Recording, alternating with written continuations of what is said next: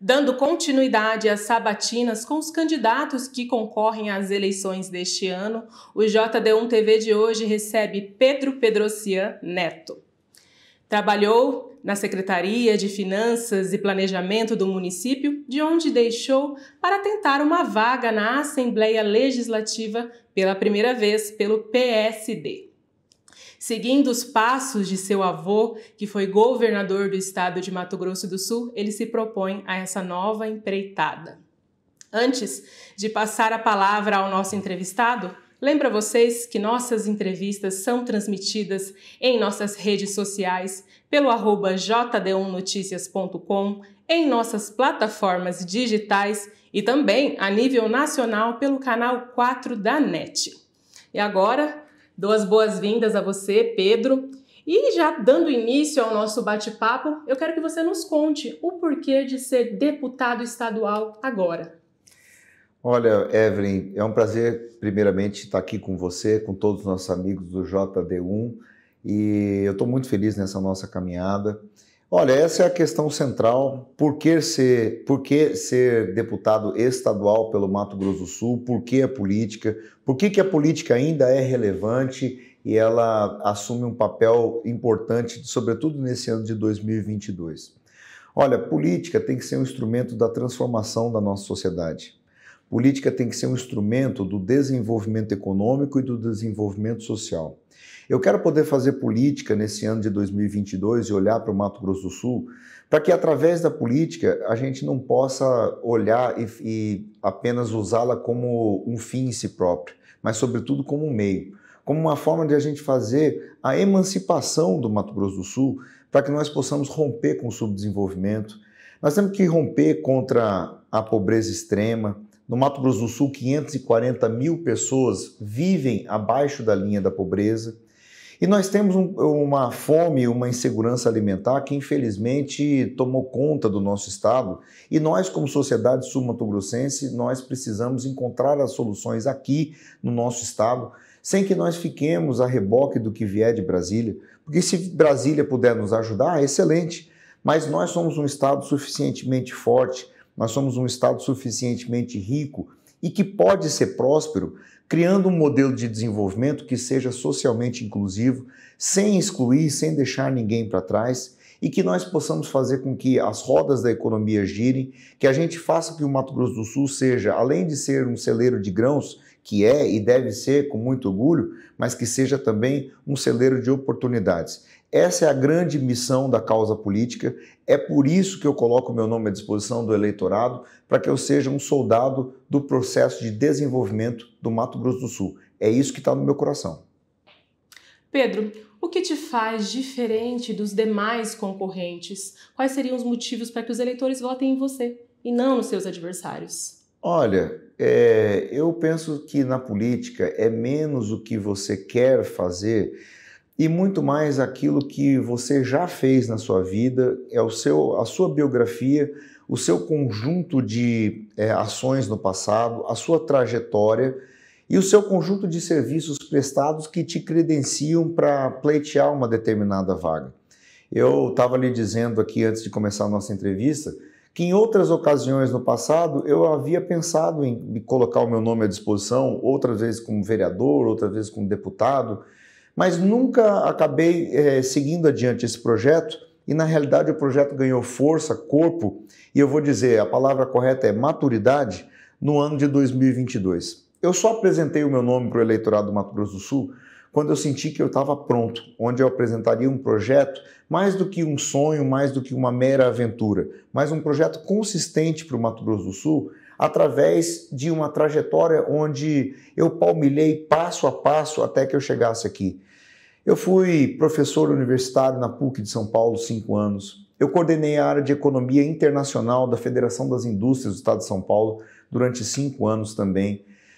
Tive a oportunidade de sair do Brasil a trabalho, fui para os Estados Unidos, fui para o norte da África, fui para a Índia, fui para a Europa, tive 6 meses na missão permanente do Brasil em Genebra, junto com os diplomatas do Itamaraty, do Ministério das Relações Exteriores. percorri o mundo, vi o Brasil visto de fora, vi quais são as possibilidades desse imenso e continente Brasil. E quando eu voltei para o meu estado, só voltei quando eu tinha consciência e convicção de que eu tinha na bagagem experiência suficiente para que quando eu apresentasse o meu nome para o eleitorado do Mato Grosso do Sul, além do neto do Pedro Pedrocian, que eu sou e tenho muito orgulho disso, mas que além do neto Pedro Pedrocian, eu pudesse ser também o Pedro Pedrocian Neto. Alguém com uma biografia, alguém com uma trajetória, alguém com um conjunto de serviços prestados e que possa falar, além de falar do passado, poder falar de futuro do Mato Grosso do Sul. É esse Mato Grosso do Sul que precisa despertar, é esse Mato Grosso do Sul que precisa crescer, é esse Mato Grosso do Sul que precisa ter um governo que ajude no desenvolvimento da sociedade e não o atrapalhe como a gente tem visto nos últimos anos. Candidato, eu trouxe a informação, e você também bem lembrou, que traz o nome, o sobrenome Pedrocian. Esse sobrenome te ajuda?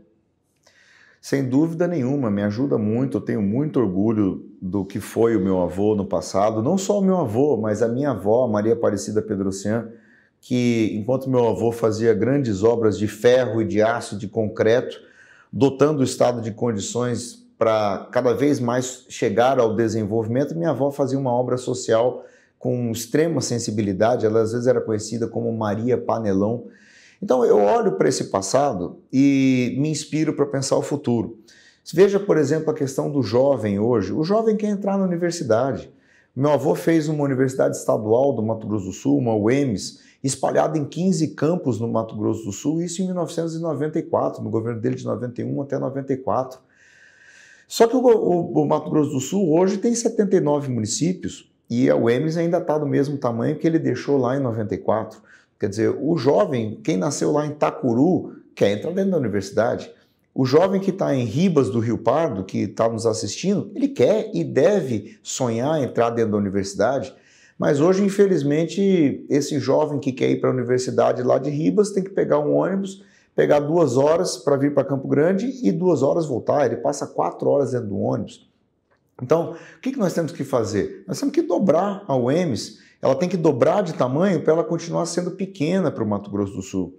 Eu quero poder olhar para o passado e me inspirar numa obra do Pedro Pedrocian, que fez uma Moreninha em 1981, que hoje é uma verdadeira cidade dentro da cidade de Campo Grande, e me inspirar para fazer a luta pela moradia olhando para 2022 adiante, porque nós tivemos no Mato Grosso do Sul o surgimento de muitas favelas.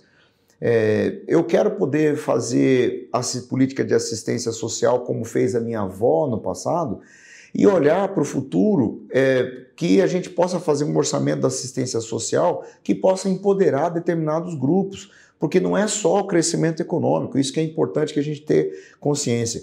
Eu sou economista de formação e acredito no crescimento e desenvolvimento econômico, mas ainda que nós resolvamos o problema econômico do Mato Grosso do Sul e do Brasil, existem grupos de vulnerabilidade que não vão acessar. Você pega, por exemplo, a questão dos idosos. Ora, nós temos que ter uma política de assistência social que vai proteger o idoso. Nós temos idosos abandonados hoje nos asilos de Campo Grande, em todo o estado. Nós temos que ter uma política pública específica para as pessoas com deficiência.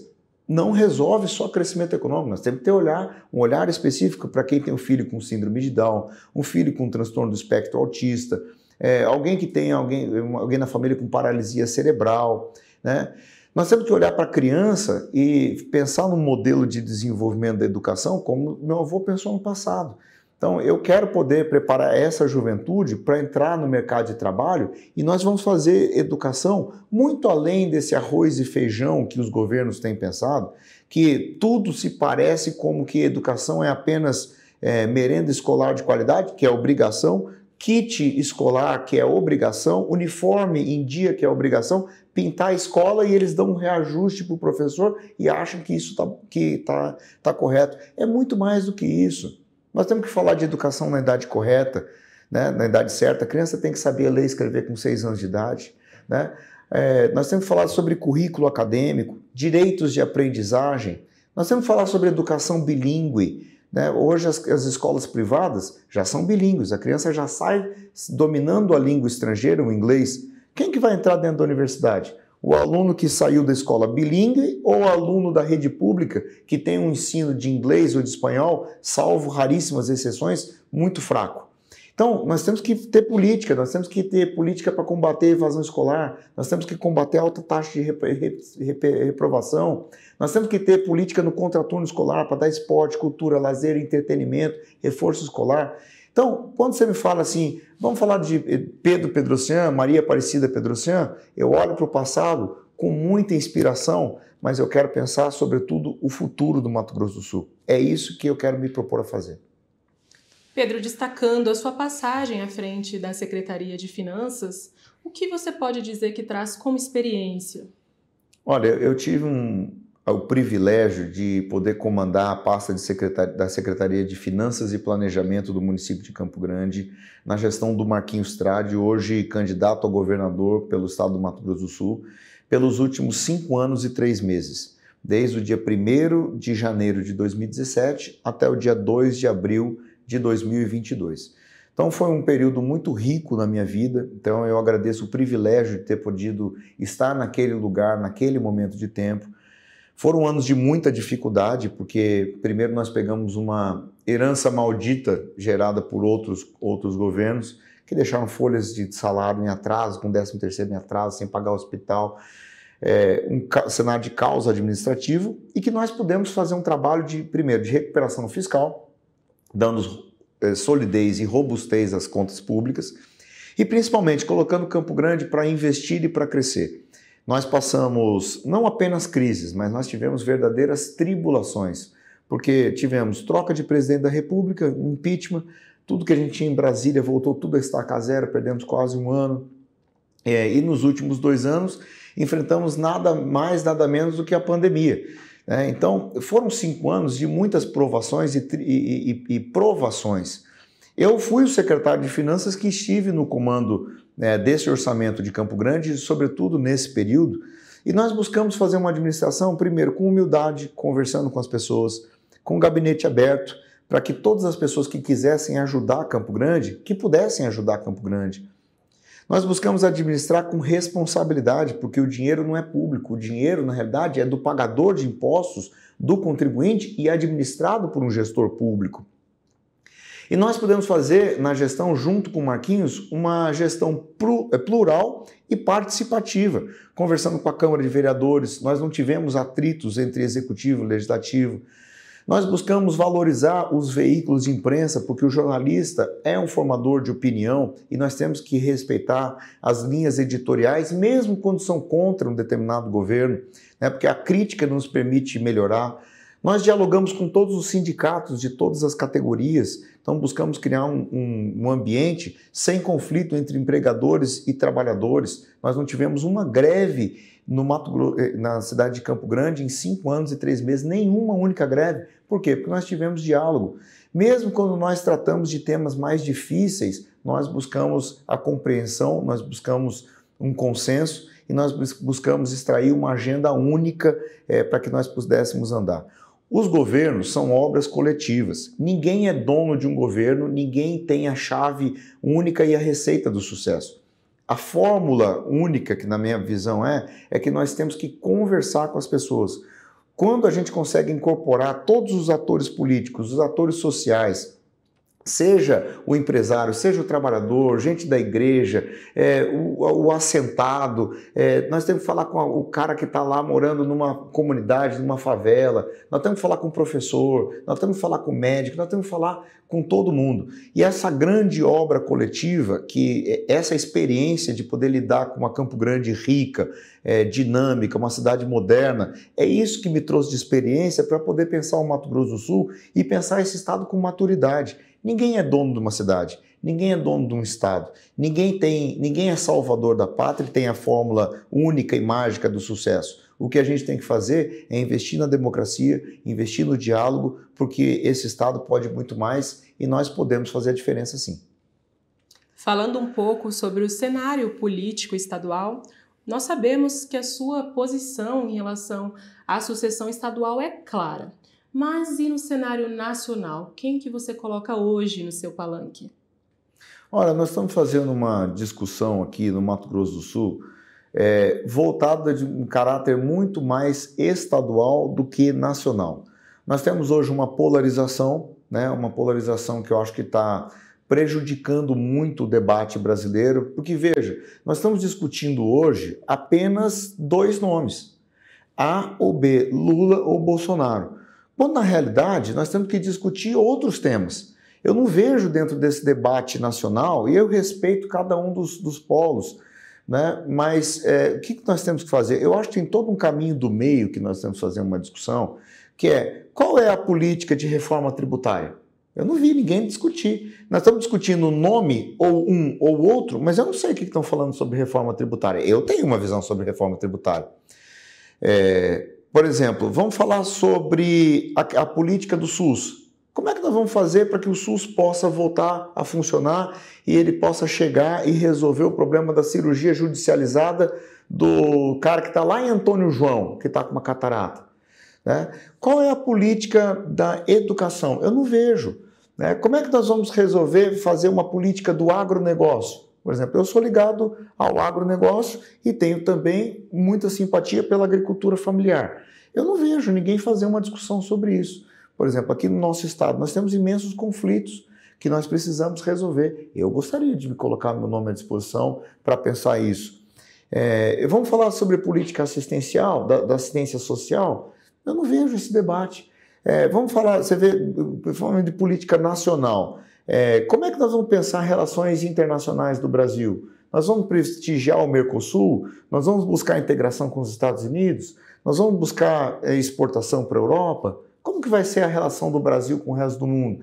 Então, são debates que estão sendo colocados, que na minha avaliação, nós temos que fazer em profundidade, e o debate político em nível nacional está muito pobre, está muito pobre. Nós estamos discutindo nomes sem discutir as ideias. Eu sou deputado estadual, o meu país chama-se Mato Grosso do Sul. Nesse momento de tempo, se eu fosse deputado federal, ia discutir temas nacionais. Estou discutindo problemas do Mato Grosso do Sul. Esse país, Mato Grosso do Sul, precisa dar certo. Nós temos um estado que é o 6º maior em extensão territorial do Brasil. Nós temos um estado que tem 35,7 milhões de hectares. É um estado tão grande que, se fosse um país, seria do tamanho da Alemanha. Se o Mato Grosso do Sul fosse um país, caberiam 3 Portugais aqui dentro desse nosso país, Mato Grosso do Sul. Então eu, Pedro Pedrocian Neto, quero sim me dedicar para que esse país, Mato Grosso do Sul, possa dar certo, e tem toda uma agenda de desenvolvimento, seja o econômico, seja o desenvolvimento social, que nós precisamos discutir aqui. Se Brasília quiser nos ajudar, excelente, mas se Brasília não nos atrapalhar, já é grande coisa, porque esse estado tem que dar certo, esse estado pode dar certo, nós podemos encontrar as soluções que afligem o Mato Grosso do Sul por aqui. É isso que eu quero fazer. Para finalizar, gostaria que você nos contasse, se eleito, qual será o seu primeiro projeto aqui na Assembleia? Olha, me preocupa muito a situação do microempresário, do pequeno produtor, porque nesse estado do Mato Grosso do Sul, parece-me que o incentivo fiscal e certas benesses são dados apenas para os grandes. Eu quero poder fazer um projeto que a gente vai levar o desenvolvimento econômico para o médio, para o pequeno, para o microempreendedor individual que está pagando imposto nesse Mato Grosso do Sul e está pagando muito, mas ninguém estende a mão para ele. Então, tem gente que pensa o desenvolvimento do Mato Grosso do Sul de cima para baixo. O que é isso? Tem governo que acha que o desenvolvimento só vem quando vem uma grande indústria de fora e aqui se instala. Tem governo que pensa no política de desenvolvimento quando uma grande multinacional grande de fora e aqui se instala. Ora, nós devemos sim buscar esse grande investimento, essa grande indústria, essa grande multinacional, de fora inclusive. Mas mas muitas vezes ela não vem. E ela não vem para todas as cidades. Às vezes não está no radar dela investir numa cidade pequena, por exemplo. Pedro Gomes. Uma cidade que tem 7.666 pessoas, pelos dados do IBGE. Se vier uma multinacional para lá, ótimo, mas é muito improvável. É provável que a gente tem que fomentar aqueles que estão lá, que são os locais que vão fazer o investimento.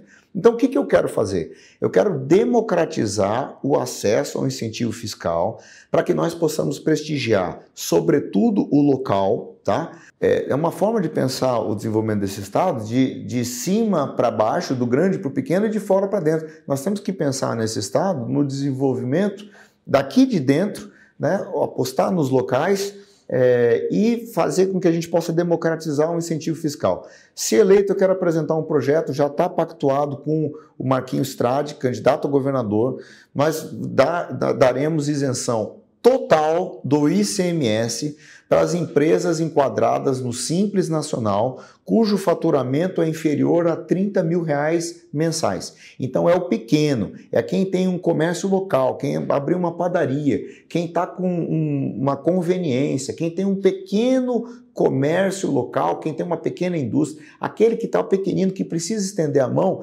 esse que nós vamos fazer o primeiro gesto. E, na verdade, não é nenhum grande favor, é apenas estender para eles aquilo que são dados aos grandes grupos desse Estado, que muitas vezes têm 30 anos de isenção completa de todos os impostos. Nós queremos ajudar o micro a crescer, porque o micro pode ser grande e é isso que eu acredito.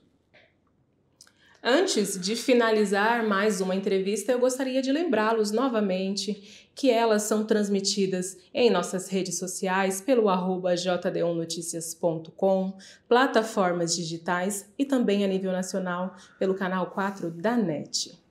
Pedro, gostaria de agradecer imensamente a sua participação, a sua disponibilidade em estar aqui conosco e te convidar para fazer as suas considerações finais. Olha, é um prazer estar aqui com você, com todos os nossos amigos.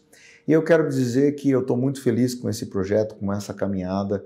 E através dela nós estamos aproveitando para conhecer mais profundamente o Mato Grosso do Sul, olhar no olho das pessoas, ver os anseios do desenvolvimento, seja as pessoas que estão na grande cidade, seja as pessoas que estão no interior. Eu quero ser um deputado que vai trabalhar pelos 79 municípios do Mato Grosso do Sul. Eu quero ser um deputado que vai fazer desse mandato um mandato coletivo, um mandato democrático, um mandato plural e um mandato participativo.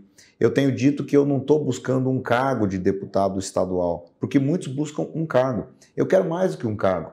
Eu quero um projeto. Eu quero um projeto de Mato Grosso do Sul. E esse projeto é pensar esse estado não apenas no horizonte de 4 anos, que é uma eleição. Eu quero poder pensar o Mato Grosso do Sul no horizonte de 30 anos, que é uma geração. Então nós vamos substituir a discussão da eleição pela discussão da geração. Eu quero ser candidato, não candidato apenas de mim mesmo.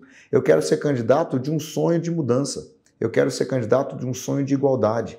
Eu quero ser candidato de um sonho de desenvolvimento e de um sonho de Mato Grosso do Sul. Nós podemos. Eu estou preparado para fazer um mandato que vai orgulhar toda essa geração e colocar o Mato Grosso do Sul para andar de cabeça erguida. jd1noticias.com, a notícia no seu celular.